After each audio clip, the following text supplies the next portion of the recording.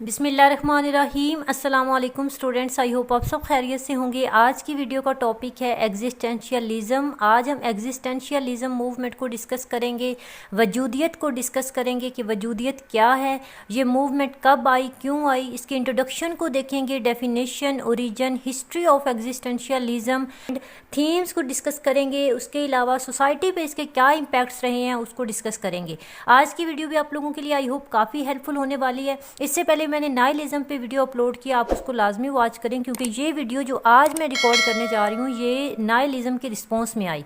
तो बगैर time waste के वीडियो को स्टार्ट करते हैं। तो स्टूडेंट्स, एग्जिस्टेंशियलिज्म मूवमेंट की डेफिनेशन को देखने से पहले हम इसका इंट्रोडक्शन देखते हैं कि बेसिकली ये मूवमेंट है क्या। एग्जिस्टेंशियलिज्म एक मूवमेंट है इंग्लिश लिटरेचर के अंदर जिसका मकसद ह्यूमन एग्जिस्टेंस को एक्सप्रेस करना है। ये मूवमेंट मिड 19th सेंचुरी में शुरू हुई थी और 19th सेंचुरी के एंड तक चली। लेकिन स्टूडेंट्स, ये मूवमेंट इंग्लिश और फ्रेंच लिटरेचर में अपनी पीक पर तब थी जब 20th सेंचुरी का मिड था। 20th सेंचुरी हाफ गुजर चुकी थी। ये मूवमेंट ह्यूमन एग्जिस्टेंस के हवाले से कुछ सवालों को रेज करती है, जैसा कि मैं कौन हूँ, कहाँ से आया हूँ, क्यों आया हूँ, मेरी ज़िंदगी का मकसद क्या है, मर जाऊँगा तो कहाँ जाऊँगा, मरने के बाद क्या होगा। बेसिकली ये मूवमेंट एक फ़िलोसफी है और एक आइडिया है। ये एक फ़िलोसफी के साथ डील करती है कि I am responsible for my life, my situations and my conditions. अभी हम डिस्कस करते हैं definition of existentialism. First definition है हमारे पास, existentialism is a philosophy that emphasizes individual existence, freedom and choice. ये एक ऐसी फिलोसफी है जो कि एक फ़र्द की मौजूदगी, उसकी एग्जिस्टेंस पे फोकस करती है, उसकी फ्रीडम पे फोकस करती है और उसकी चॉइसेस पे फोकस करती है कि उसकी एग्जिस्टेंस क्या है, क्यों है, और उसकी फ्रीडम क्या है और उसकी जो चॉइसेस हैं वो क्या है अपनी लाइफ के बारे में। It is the view that human defined their own meaning in life. ये एक ऐसा व्यू है कि इंसान अपनी ज़िंदगी का मकसद खुद बनाए, अपनी ज़िंदगी को खुद मीनिंग दे, अपनी लाइफ के अंदर खुद रंग भरे और इस इरेशनल यूनिवर्स में रहने के बजाय वो अपनी लाइफ के रैशनल डिसीजंस करे। A philosophy concerned with the finding self and meaning of life through free will, choice and personal responsibility. अब यहाँ पे इन तीन वर्ड्स को समझना है। फिलोसफी है ये जो एग्जिस्टेंशियलिज्म है, ये एक ऐसी फिलोसफी है जो कि फाइंडिंग सेल्फ इसके साथ डील करती है। फाइंडिंग सेल्फ का मतलब यह है कि खुद को पहचान लेना, खुद की लाइफ के मीनिंग को पहचान लेना अपनी फ्री विल के थ्रू, अपनी चॉइस के थ्रू और अपनी पर्सनल रिस्पॉन्सिबिलिटी के थ्रू। यानी कि अपनी ज़िंदगी का मकसद पा लेना, अपनी ज़िंदगी को मीनिंग दे देना, अपनी मीनिंगलेस लाइफ को मीनिंग देना, ये इस फिलोसफी का कंसर्न है। आई होप आपको इसकी डेफिनेशन अच्छे से समझ आई होगी। स्टूडेंट्स, अगर हम एग्जिस्टेंशियलिज्म की ओरिजिन की बात करें तो हमें पता चलता है कि वर्ड एग्जिस्टेंस जो है ये लैटिन वर्ड से निकला है जो कि एग्जिस्टर है। इसका मतलब है टू स्टैंड आउट। इसका मतलब है टू स्टैंड आउट। देखिए ये जो टर्म है एग्जिस्टेंशियलिज्म ये कॉइन की थी एक फ्रेंच फिलोसफर ने जिसका नाम है गैब्रियल मार्सेल। उन्होंने 1943 में इस टर्म को कॉइन किया था। लेकिन ये कहा जाता है कि उन्होंने इस टर्म को कॉइन ज़रूर किया था, लेकिन जेन पॉल सार्टर जो हैं उन्होंने 1945 में इस टर्म को अडॉप्ट किया और यूज़ किया। और अगर हम बात करें कि एग्जिस्टेंशियलिज्म का फादर कौन है तो हमें पता चलता है कि Soren Kierkegaard is known as the father of existentialism. अब ये क्वेश्चन आता है कि अगरचे जो किरकेगार्ड हैं उन्होंने कभी इस टर्म को पर्सनली यूज़ नहीं किया था, लेकिन उनको फादर ऑफ एग्जिस्टेंशियलिज्म क्यों कहा जाता है? उनको फादर ऑफ एग्जिस्टेंशियलिज्म इसलिए कहा जाता है कि क्योंकि वो पर्सनल मीनिंग को इम्पोर्टेंस देते थे। उनके अकॉर्डिंग इंसान का मौजूद होना अहम है और उस एंजाइटी को एक्सेप्ट करते थे जो एग्जिस्टेंशियलिज्म के साथ आई थी। किरकेगार्ड जो है ये क्रिश्चियन था, ठीक है, he is non believer, God पे यकीन नहीं रखता था और मज़हब के थ्रू ज़िंदगी के मकसद को पाने की कोशिश करता था और इसको क्रिश्चियन एग्जिस्टेंशियलिस्ट भी कहा जाता है। सोरेन किरकेगार्ड और फ्रेडरिक नीशे जो ये दो फिलोसफर्स हैं कि फंडामेंटल्स जो हैं इस मूवमेंट की ये इन्हीं दो के साथ कनेक्ट की जाती हैं। आई होप आपको ओरिजिन ऑफ एग्जिस्टेंशियलिज्म अच्छे से समझ आया होगा। स्टूडेंट्स, अभी हम डिस्कस करते हैं हिस्ट्री ऑफ एग्जिस्टेंशियलिज्म। स्टूडेंट्स, जैसा कि मैंने पहले मेंशन किया कि ये जो मूवमेंट है ये मिड 19th सेंचुरी में अमर्ज हुई थी। ये एक रिएक्शन था against traditional schools of philosophy जैसा कि positivism and rationalism. Students, positivism और रैशनलिज्म के अकॉर्डिंग रीज़न और लॉजिक जो है वो ही सोर्स ऑफ नॉलेज है, जबकि एग्जिस्टेंशियलिज्म कहती है एग्जिस्टेंशियलिज्म के अकॉर्डिंग रीज़न और लॉजिक एग्जिस्ट नहीं करते, ठीक है, इनके अकॉर्डिंग रीज़न भी मौजूद नहीं नहीं है और लॉजिक भी मौजूद नहीं है। और जब वर्ल्ड वॉर 1 हुई थी तो इस वर्ल्ड वॉर 1 और वर्ल्ड वॉर 2 ने पूरी जनरेशन को इल्यूजन कर दिया था। और जंग की जितने भी एट्रोसिटीज़ थी, जितनी भी जंग की बेरहमी थी, डिस्ट्रक्शन थी, तबाही थी, उसकी वजह से दुनिया पहले से ज़्यादा सेंसलेस और मीनिंगलेस लगने लगी और यूरोप में टोटल एंजाइटी छाने लगी। इससे पहले कि एज ऑफ एंजाइटी शुरू होती, एग्जिस्टेंशियलिज्म ने पॉपुलैरिटी हासिल की और सोसाइटी की तमाम ट्रेडिशनल वैल्यूज़ को रिजेक्ट किया। अब ये जो थीरी है एग्जिस्टेंशियलिज्म, इसको 2 डिफरेंट पार्ट्स में कैटेगराइज किया गया है। एक पार्ट सोरेन किरकेगार्ड ने दिया जिसमें वो कहते हैं कि इंसान के पास फ्री विल है, ठीक है, फ्री विल है, वो चॉइस कर सकता है कि वो कोई भी रास्ता चूज़ करे। एक पाथ है रिलीजियस पाथ और दूसरा है पाथ ऑफ फेथ, ठीक है। और जबकि जो दूसरी कैटेगरी है वो जेन पॉल सार्टे ने दी, जो कि किरकेगार्ड से काफ़ी ज़्यादा इम्प्रेस था, लेकिन उनके व्यूज़ थोड़े फ्रेडरिक नीशे की आइडियोलॉजी से मिलते थे। जैसा कि फ्रेडरिक नीशे ने कहा था नाइलिज्म के अंदर कि गॉड इज़ डेड, खुदा मर चुका है जिसने हमारी ज़िंदगियों को रूल करना है, बल्कि हमें खुद अपनी ज़िंदगी में डायरेक्शन लानी है, खुद हमें अपनी ज़िंदगी में एसेंस ऐड करना है। लोग अपनी ज़िंदगी का पर्पस हासिल करने के लिए बहुत वक्त लगाते हैं, जैसा कि ये जानने की कोशिश में लगे होते हैं कि उनका पर्पस क्या है इस दुनिया में आने का। लोग डिफरेंट एक्टिविटीज़ में पार्टिसिपेट करते हैं, जैसा कि एजुकेशन, आर्टिस्टिक एक्सपीडिशंस वगैरह या फिर ट्रैवलिंग वगैरह। अगर हम प्लेटो और एरिस्टोटल जैसे फ़िलोसफर्स को पढ़ें तो हमें पता चलता है कि इनके अकॉर्डिंग लाइफ का पर्पस प्री डिटरमिन्ड है और इसी पर चलते ही हम अपनी ज़िंदगी का मकसद हासिल कर लेते हैं और अपनी मंजिल तक पहुंच जाते हैं। जबकि फ्रेडरिक नीशे के अकॉर्डिंग लाइफ मीनिंगलेस है और इरेशनल है। जेन पॉल सार्टे, एल्बर्ट कैमस जैसे फ़िलोसफर जो हैं, इनके अकॉर्डिंग कुछ भी प्री डिटरमिन्ड नहीं है और ये डिपेंड करता है एक इंडिविजुअल पे कि वो अपना रास्ता अपनी फ्री विल से चूज़ कर सके, और ये ही एग्जिस्टेंशियलिज्म का फ्रेमवर्क है। आई होप आपको इसकी अच्छे से समझ आई होगी।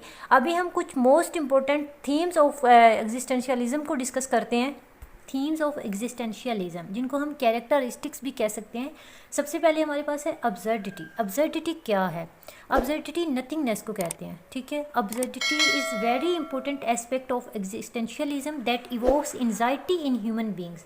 ह्यूमन बींग्स में एंजाइटी को इवोक करती है। ये एक ऐसी टेक्निकल टर्म है जो कि एग्जिस्टेंशियलिस्ट यूज़ करते हैं अपने व्यूज़ को सपोर्ट करने के लिए। कौन से व्यूज़ को? जो वो रैशनल और इरेशनल यूनिवर्स के बारे में रखते हैं। एब्सर्डिटी ये वाज़ा करती है कि हम एक ऐसी जगह पर मीनिंग तलाश करते हैं जहाँ पर हर चीज़ एक्सप्लिकेबल है। एक्सप्लिकेबल का मतलब है हर चीज़ नाकाबिले बयान है, जहाँ पर किसी इंसान के साथ भी कुछ भी किसी टाइम भी हो सकता है। कोई भी ट्रेजिक इवेंट जो है किसी भी इंसान के साथ वाक़या हो सकता है।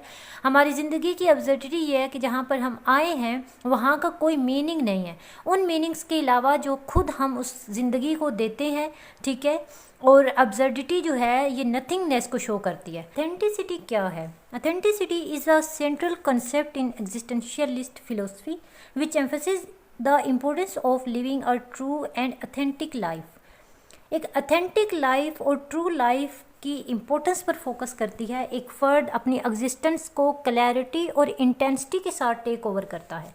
Authenticity is the basis on which people make their decisions. Authenticity वो बुनियाद है जिस बुनियाद पे लोग फैसले करते हैं। डिफरेंट चॉइसेस होती हैं जो एक इंसान अपने लिए चूज़ कर सकता है। How ever the values they believe in would be the deciding factor for their chosen path. लेकिन वो वैल्यूज़ जिन पे वो बिलीव रखता है वो एक डिसाइडिंग फैक्टर होगा उनके चूजन पाथ का, दस फॉर्मिंग एन अथेंटिक डिसीजन। इस तरह से एक अथेंटिक डिसीजन जो है वो लेना चाहिए।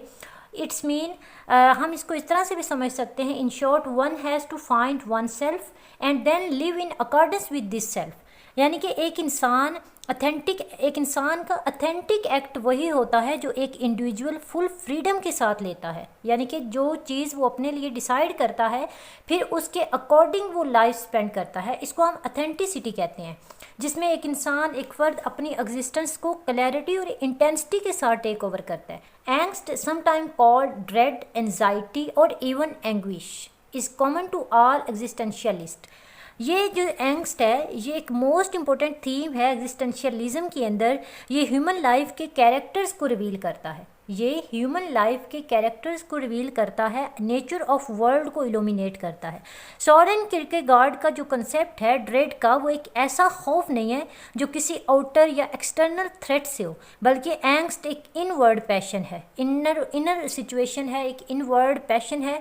और जब किसी इंसान को उसकी ज़िंदगी का पर्पज़ नहीं मिलता, जब वो इंसान अपनी ज़िंदगी का कोई भी मकसद अथेंटिसिटी के साथ डिसाइड नहीं कर पाता, तो मीन्स उसका जो एसेंस ऑफ लाइफ है वो उसको डिस्कवर नहीं कर पाता, तो उसकी लाइफ जो है वो ड्रेडफुल हो जाती है। ठीक है, नेक्स्ट थीम है हमारे पास एसेंस ऑफ लाइफ। एग्जिस्टेंशियलिज्म का मकसद ही एक इंडिविजुअल की लाइफ में एसेंस क्रिएट करना होता है। क्या तो अब ये क्वेश्चन आता है कि एसेंस क्या है। एसेंस वो है जो हम बाद में बनते हैं। एग्जिस्टेंस क्या है? इंसान का वजूद।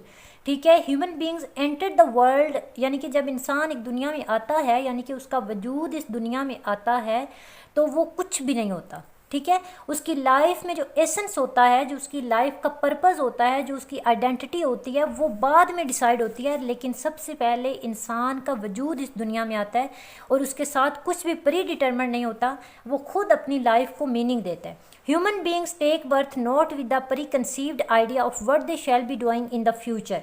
इंसान इस आइडिया के साथ पैदा नहीं होता कि वो अब पैदा हो गया तो अब इस दुनिया में ये काम करना है। ह्यूमन बींग की पैदाइश इस आइडिया के साथ नहीं होती कि वो अब आ गया है इस दुनिया में, अब उसने ये काम करना है, उसका ये पर्पज़ है, बल्कि ह्यूमन बींग एक प्योर कॉन्शियंस के साथ पैदा होता है। उसे अपनी ज़िंदगी का मकसद और एसेंस खुद तलाश करना होता है। अपनी एबिलिटीज़ के साथ, अपनी रिस्पॉन्सिबिलिटीज़ के साथ वो अपनी लाइफ में खुद एसेंस ऐड करता है। और जब वो इस दुनिया में आता है तो उसके बाद वो अपनी लाइफ का जो मीनिंग तलाश करता है, वो लाइफ का पर्पस, वो मीनिंग ही उसकी ज़िंदगी का एसेंस कहलाता है।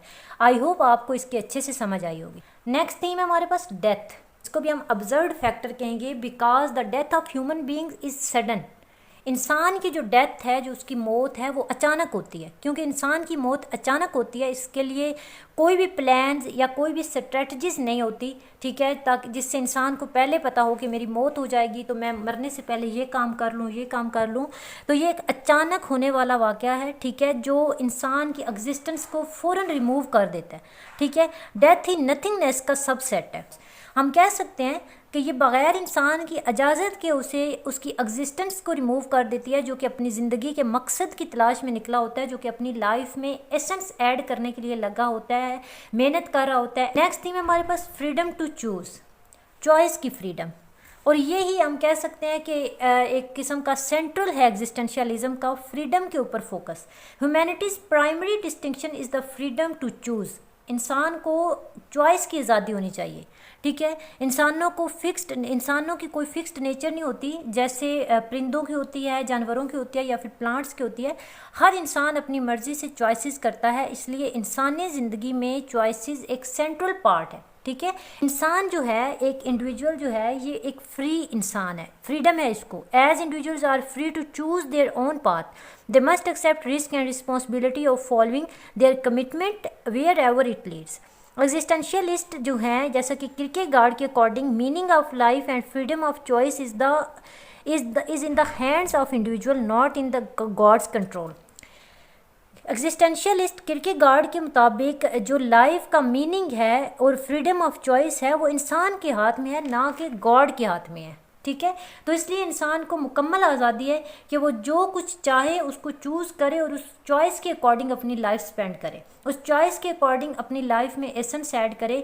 और हर इंसान को जो है वो मुकम्मल फ्रीडम होनी चाहिए चूज़ करने की। Existentialism and it's impacts on the society. Society पे एग्जिस्टेंशियलिज्म की क्या इम्पैक्ट्स हैं? एग्जिस्टेंशियल क्राइसिस ने सोसाइटी को वेरियस मेथड से इन्फ्लुएंस किया है, specially French society world war 1 के बाद काफ़ी ज़्यादा इन्फ्लुएंस हुई।